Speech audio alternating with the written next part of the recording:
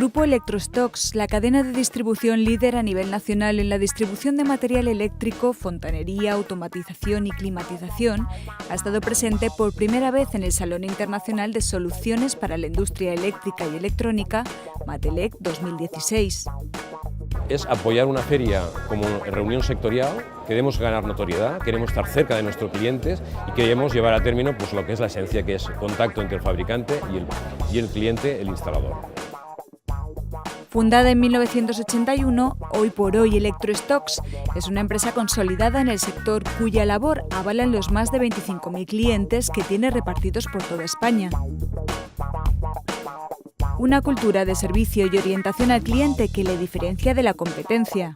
La diferencia está en el valor añadido, en esa proactividad, en siempre ver qué es y qué puedes aportar a nuestro cliente, el instalador, que le dé valor y que le dé contenido para que él mejore en su negocio y luego, evidentemente, mejorar nosotros con nuestro cliente. La firma cuenta actualmente con 60 puntos de venta y un colectivo de más de 800 colaboradores que le permiten cubrir las necesidades de sus clientes en 28 provincias, llegar al 80% del sector, estar en contacto con el cliente, ser el punto de encuentro entre el fabricante y el instalador, nuestro principal cliente, y buscar fórmulas para que ese contacto sea y genere valor en el mercado.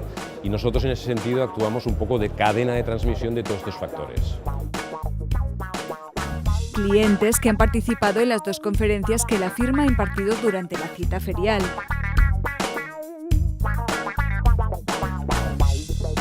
Electrostocs, una empresa pionera y líder en el sector de la distribución que apuesta por las nuevas tecnologías como sello de la excelencia.